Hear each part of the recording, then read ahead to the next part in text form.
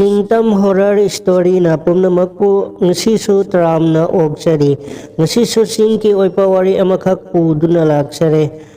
wari asiki mamingti mittangbi tinpuigi thawaina haina mingthole writer na irakpa wari se aina pathok sabane writer gi muhutta aina ai haina muhut silaga pabada soipa yawrabasu ngakpiyo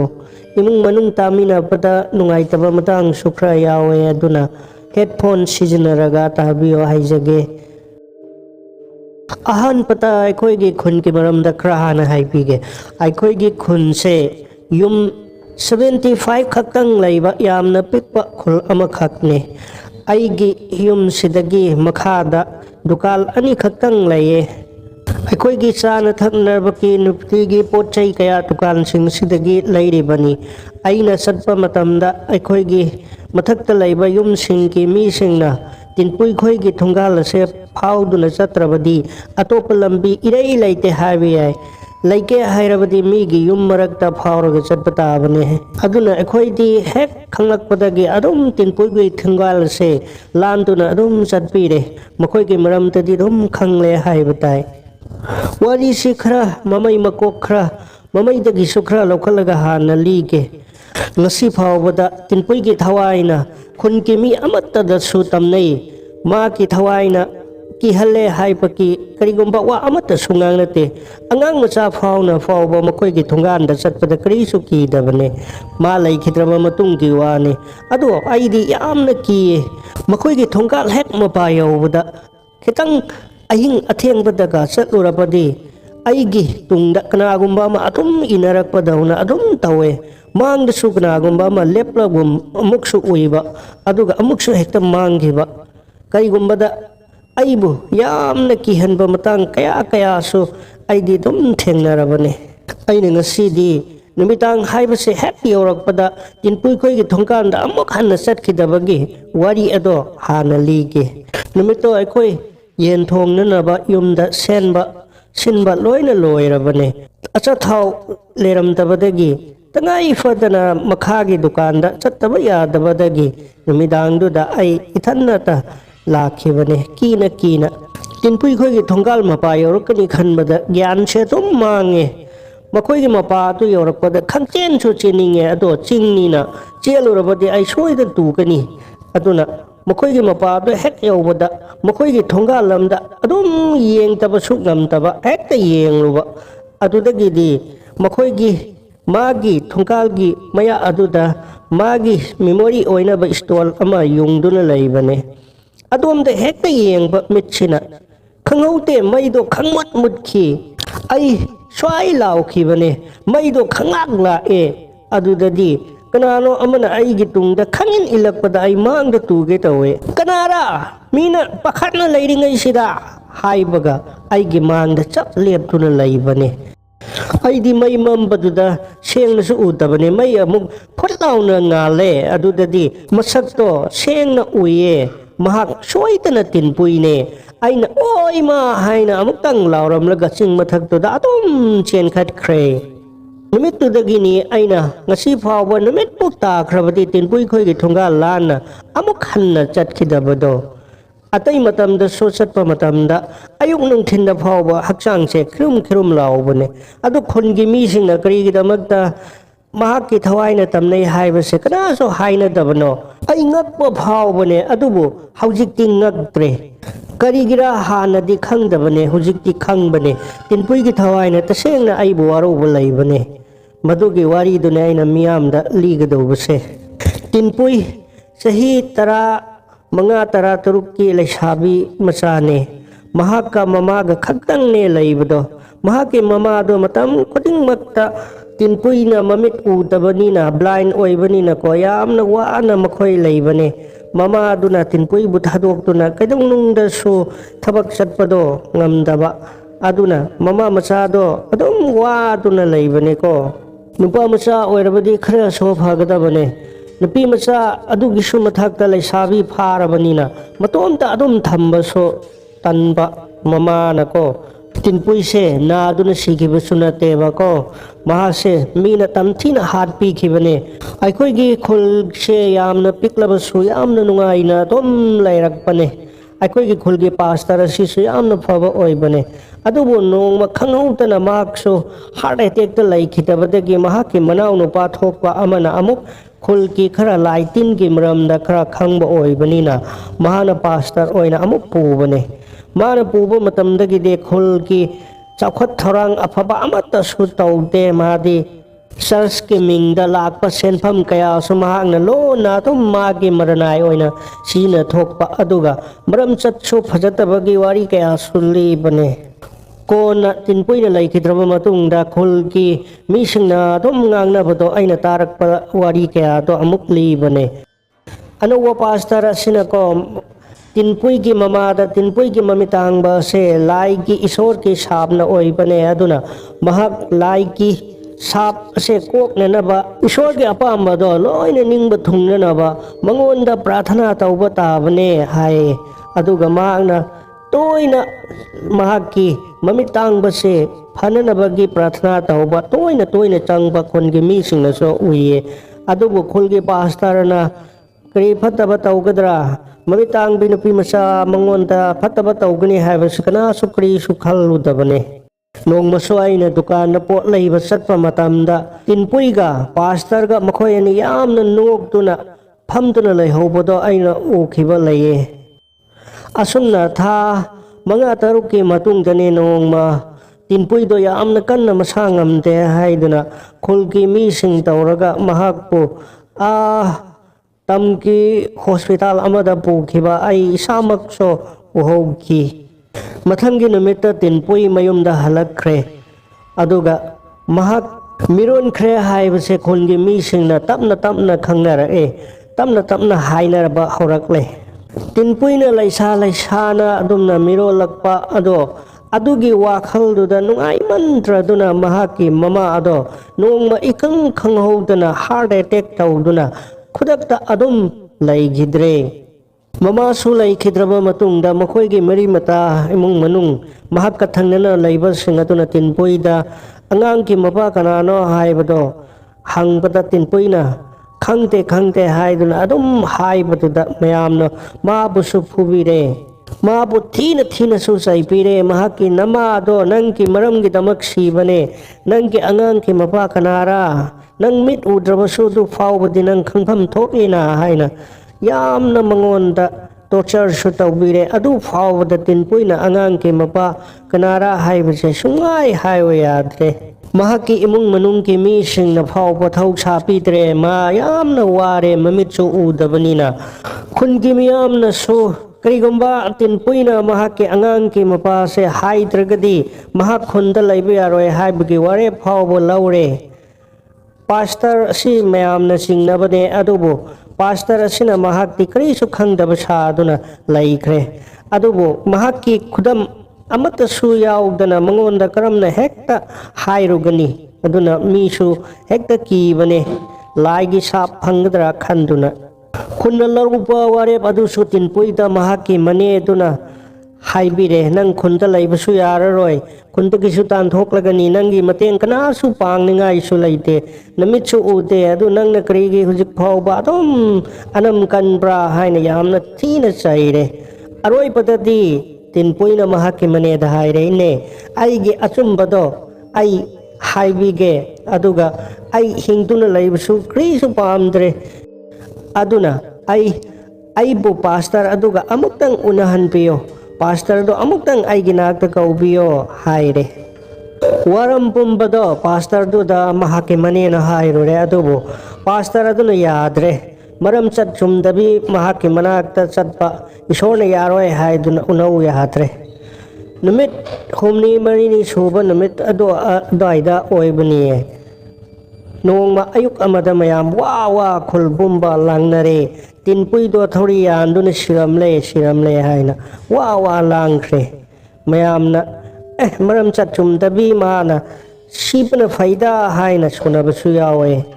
kana amana mrai bak thida haina yamna nungai pi dabasu yawe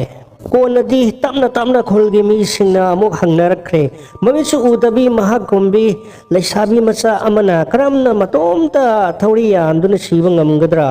करमना सीगद्रा मसे ओइथोकपा याबा वारा हाइबसे वहंग हंगनबा हौरक्ले अदुबु सीरे हाइबदी खंगलसु करमना सीरिबनो कनाना हालिबनो हाइबदुदी कनासु प्रूफतो प्रमाण लैतबा वा ओइबनिना इमुंग मनुंग तुमिन तुमिन्ना चाक ngaibada mai yaibada wari naraga dum tuminna lainabane khun ki mi singati pastor sibu yamna kanna chingnaye tinpuina mirol paki matang sisu yamna mabu singnaba laigibane aduga tinpuina khangautana sibagi matang sisu pastor sibu singnaba laibane adubu kana amatana mamitna uhaupa photo natraga video laiba potsu proof su laiba su natabani kari haina maki mayok ta kanana kari lepukani adugi su mathakta khulgi pastor ase lalhau basing ka yamna chetna mari leinaba misak so oibane aduna su maki mayok ta lepase mi amana yamna kibo oibane matam nati tamna tamna tum hauki adu ai isa su yauna nongma khulki na hasing ama wari sanaye handak khunda thokriba tinpui ki matang se yamna mathamoi se nungai te haina phongdok nei ai su phongdo asuk laksana kris laitaba yamna laibak thi khraba mama macha amagi mafamda asuk tukut chaba yamna hanthaba thake lichat chat piba aduga amuk sumibu mamal kris laitana hatok piba se laina tawbadi soidana oiroi mase mina tawbane mase khangna khangna koina tuminna leiba haibase फते HYBE वारीदी यामना थमोई पेंतना वारीदी सानै अदुबु करी तौसिगे हाइबदो देखोइसो तौफम अमता खंगदे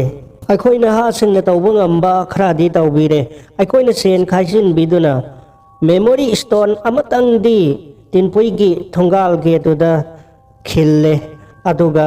solar lamp अमसोय खोइना सेल अरेमबदुना थानदुना लंबीगदा मीना अथेंगराक चटपा खोटपदा खुलगी मीसिंगना कीदना बाहाइना खोइना हासिंगना अदुमदी तौरे मयाम वारी अमा लैरी करिगिदमक्ता ngसाइगी वारी होरकपदा आइना हाइखिबदो खुलगी मीसिंगना तिनपुइगी थवाइना अहिंगदा तमनै महाकपु किए हाइबसे कया हाइनत्रगा करिगिदमक्ता आइंगोंदा तमनना महाकना मागे थवाइना आइबु किहल्लिबा आइंगोंदा तमनरिबा हाइबगी वारीदो अमुक लाक्सगे tinpuise sengna mahak blind mamit tangpi mamit udabi oijaragasu nupi macha ama leisabi ama oibagi mahaki sawong sata kusu kumel dadi kari so award palaite maki mamit udaba du khaktane khulki mi oibanina aikhoina di isal oina dom khanpi bane atop mina urabadi soidana tinpuise mamit ute hairabaso laupi ke hai kadaba mi yamna laigani नोंमसु आइना महाकी मकुट पाइदुना चर्चतगी मयुम फाउबा थिनबीबा याउख्रे महाकी मोलबा खुत्सा सिंगदो आइना पाइदुना मयुम फाउबा थिनबदुदा आइगी हक्सांग से मैसा यामना फाउबने अदुबु आइना इसाना इसोरदा खुरमे करिनो इसोर आइगी इसन कुंबा अमगी मफमदा आइना फत्तबा वखल खनके तौरकपा असे अमुक्ता ngakpiyo हाइना इसोरदा कन्ना हाइजबने वारीदी आमना लाइख्रे अतोपसो अदो आइना माबु इसलमा ओइना खल्ले खुनके मीसिंगसु खल्ले मसिदा अदुम टेंशन जरगे वारी से यामना कोई खिदौरे वारीदो करिगिदमक्ता महागना आइबु तसेंगना वारोखेब्रा हाइबगी वारीदो अमुक लाक्सगे नुमितो मखा लेकाइगी अखोइगी मरुप अमखकी लौ चिंगलौ येइपा नुमिने चिंगलौदगी मखोइगी युम अदु फाउबा फाउसिंग अदो कोकना लोइना होले खरसु लापनिना कोकना होनबगा गारीना चटपगी खुदोंचाबसु लैतबनिना मीना होनबनिना मतमदुसु यामना कोइना चांगे अदुगा नुमिदांग पुंग मापल ताबा मतमदा फौकाबा लोये अदुगा मदुदगी महांगना सा थोंगलगा अमुक चारगा अखोइ पुन्ना हल्लक्पा मतमददे नुमिदांगी पुंग 10 गा मखाई ताये यामना थेंख्रे marup anina so ai po lampi tangkai fawbadi thinbira adudagi marup khoi so arabanina ai adum chachakhrage na khoi su lai hawro hairamaga ai prap prap adum isai ngangla lagbane tinpui khoi gi thongal mapa ado yaubuda yamna ngakpa khonjel amatai aina ai sap lepe kanagumba nupi amada makhori metpa matamda nupi amana kanna lauge tawbada laubasu ngamdaba amuksu makhon chathokpa adugumbagi khonjel ama aina tai krinu ne aina tariba khonjel sibu kanagira ne suk thengla matam sida haina aise amukana se thangalaga tabiye amuksu tumin laye amuksu ngahak lairaga kanna amuksu laure aibu kanpio haibagi khonjel so amuk tai wado haiba loidringaida amukso iraknabagumna wado matan sengna haidabagum so amuk tai aina khalle tinpuidubo makhoigi emung manung ke mi singna thina phobiraba jalane haina amukso khalle amukso amuk tuminna amukso laikiba amukso khanglau laurakpagi khonjel tai handang mukti ai tinpui khoigi thongal lado khara phawba ai sangla adudagi amuk tuminna laikre itom ta sukira tinpui do miyam na ngangna duna laiba matang oibanina ahing duda aina karigumba makhoi gi thongkan duda lepado kanagumba na ukhrabadi aibo amuk phatana khan khadra khalakpada gai prap thongal degi amuk thora aduga masi amada ngahak amuk leptuna aina takhiba khonjel do amuk tabra ngai kanpio haiba khonjel ama yamna kanna lawba amakhak tai ai wana wabaga changla roida krino lamsak chunai taba nangna taupana nangna phangpani ta haina khandok laga ai prap yum ta na lakhi numit adugi hek nongan patane aina phamung ta leiringai ta ima khoina mapanda wari sanaba ta bado tinpui do ngarang ahing siduna lerame haina yamna nungai tan wari sapato aina phamung da leina ta bane aigi mathamoi se amna nungai rakhide ngarang aina taba khonjel do asengba makki oirabako aina nupa thongna karigumba changduna kanara kari dawra haina hek sanglam labadi mahaki thawai do siram dabasu yaram gadra haina ai tomta dum phamungda khanbane haukraba matamgi wari khra sodom ningsingbada mamitagi mapi su adum ai ta thokre madugi maram singado laikhiba do nane tinpui gi thawaina tasengna aibu waru khie haibado aina kona khanglakhiba do mahaki thongal mapa heklan satpada aingonda hakchang sida khirum lawba yamna hinadaba aduga karigumbada su aingonda kanagumba mana ilakpa gumna hek saum ama phawdo mahakna aingonda karigumba khara nungaitaba lai haibado khanglakkhibane yamna kikhiba numit ki wari so aina likre mahakna ki halakhiba khudingda nabungbu waruganuko haina aina sonchaye aduga mahakki mapok amana mathangki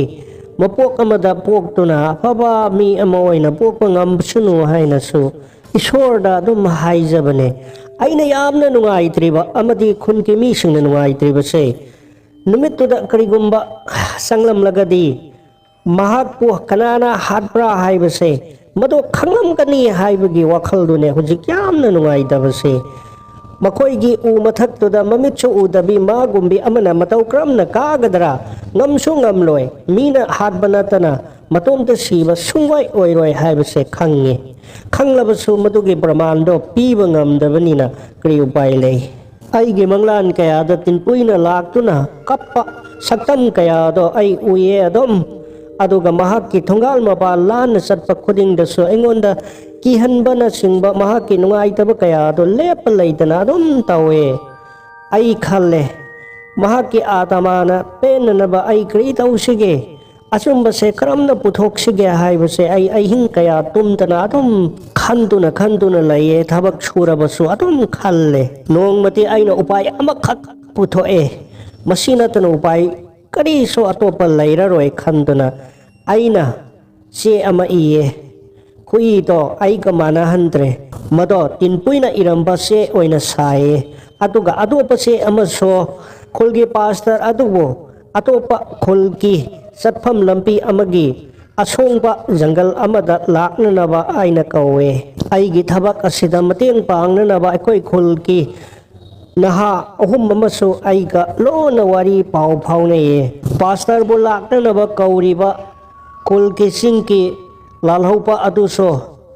pastor ga hek pau phaunaba party amagi ming aikhoina sijinaye aduga pastor do kanasu yaudana laknanaba haibagi matungina lae aikoi asa panongmai amadi lalhobagi phison phasana set chai kanagi mafamda su hairamdaba mahakna lona iduna thamlamba se ni haiduna aina iba se do pastor adugi mamangda paduna tahalle tinpui ki angang ki mapa do pastor masamak ni haina ibado mangonda tahalle asumbado hairabadi pastor ki mathwai do hingkani aranba hairagana isor ki manakta thabi gani mahaki imung manung phawba punna thabirakani haina yamna kanna thritan tawduna haibada pastor na asengbado loina haidok pirakle pastor aduna tinpui gi mafamda aranba kaya tawki aduga